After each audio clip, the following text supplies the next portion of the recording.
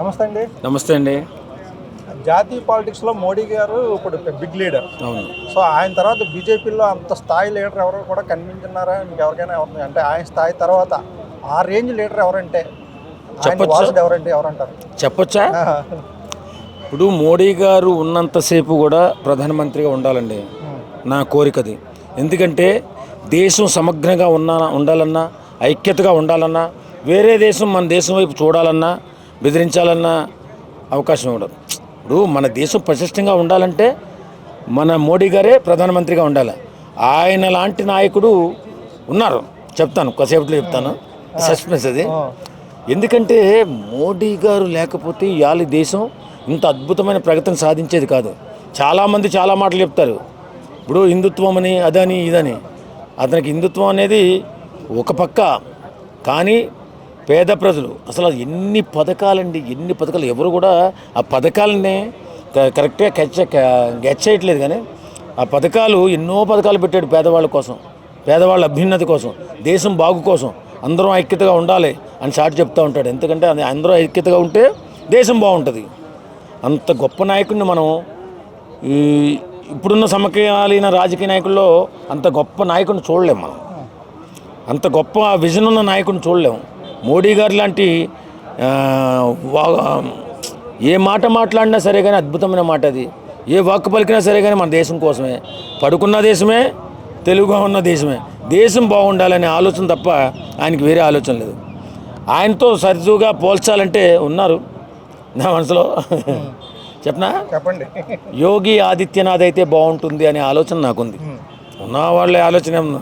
ఆయన తర్వాత యోగి గారు ఉంటే ఆయన పూర్తి సమయం పాలించిన తర్వాత యోగి గారి పగ్గాలు చేపట్టినట్టే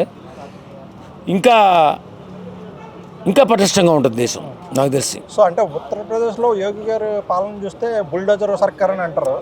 ఆయన అంటే మరి దేశంలోకి వస్తే ఇంకెలా ఉంటుంది అంటారు ఆయన పాలన? అంటే మరి అంటే అందరినీ అంటే అణచివేత ఎక్కువ ఉంటుంది అన్న టైప్లో. అణచివేత ఏముండదండి. అణచివేత అరాచక శక్తులు నడిచేస్తాడు, కబ్జాదారులు నడుస్తాడు, దోపిడీదారులు నడుస్తాడు. ఇలాంటి వాళ్ళని అణిచేయాలి కదా. ఇలాంటి అణిచేస్తేనే మన దేశం సుభిక్షంగా సంతోషంగా ఉంటుంది. ఇప్పుడు ఎవడబడితే ఆడు దోపిడీ చేసుకుంటూ పోయి నాశనం చేసేస్తుంటే దేశాన్ని, మరి ఎలా? ఇంకా ఎవడొకడు రావాలి కదా. అందుకే వచ్చాడు మోడీ, తర్వాత ఇస్తాడు ఆదిత్యనాథ్కి. సార్ గడ్కరీ గారిని తీసుకుంటే ఆయనకి ఏదో రాజకీయ పార్టీ ఆయన సపోర్ట్ చేస్తాము, మీరు బయటకు వచ్చేస్తే మిమ్మల్ని ప్రధానం చేస్తామని చెప్పేసి కూడా ఒక ఆఫర్ ఇచ్చారని ఆయన ఒక మీటింగ్లో చెప్పారు. ఆయన కూడా స్ట్రాంగ్ లీడర్ అంటారు, ఆర్ఎస్ఎస్ నుంచి వచ్చిన ఆయన కూడా స్ట్రాంగ్ లీడరే. మోడీ గారు వాళ్ళు విడిపోయే ప్రసక్తే లేదు. ఇప్పుడు దేశం ఇంకా బలంగా ఉండాలంటే యోగి సార్ అయితేనే బాగుంటుంది, యోగి ఆదిత్యనాథ్ అయితేనే బాగుంటుంది. ఎందుకంటే ఆయనకు తెలుసు ఎక్కడ ఫస్ట్ అరాచక శక్తులైన వాళ్ళు దేశంలో ఉండకూడదు అంటే మారిపోవాలా, మంచిగా మారిపోవాలా. ఎలాంటి తప్పులు చేయకూడదు. ఎలాంటి తప్పులు చేయకుండా ఉంటే ఎలా ఉంటుంది దేశం? సస్యశ్యామలంగా ఉంటుంది, సంతోషంగా ఉంటుంది.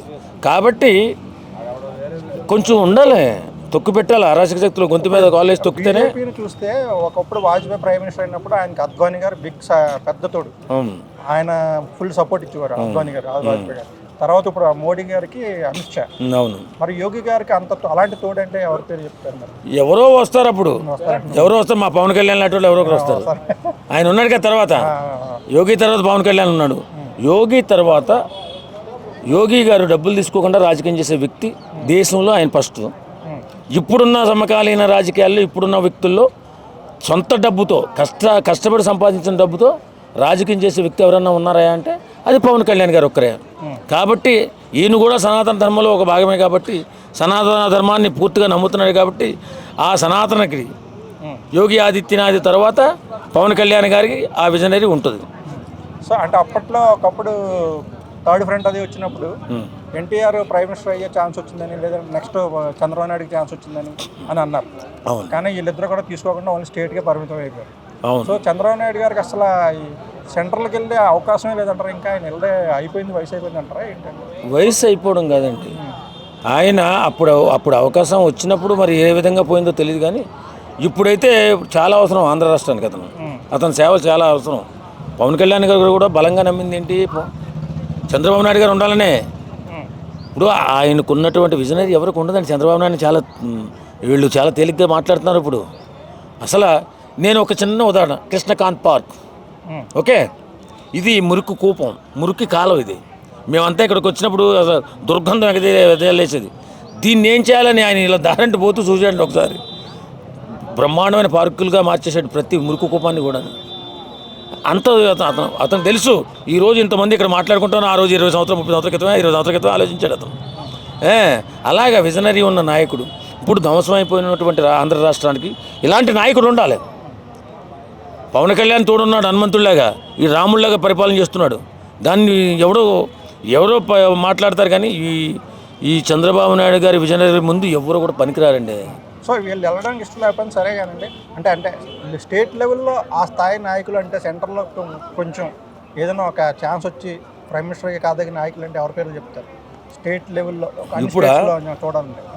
ఇప్పుడైతే అంటే మా క్యాజువల్గా అడుగుతున్నారు కాబట్టి నేను అంటున్నా, చంద్రబాబు నాయుడు చేయగలడు, ఇబ్బంది ఏం లేదు. అంత నాయకులు ఎవరు లేరండి. ఒకవేళ వెనకాల వస్తే పవన్ కళ్యాణ్ పరిగెత్తాలి కానీ అంత నాయకులు ఎవరు లేరు. Thank you.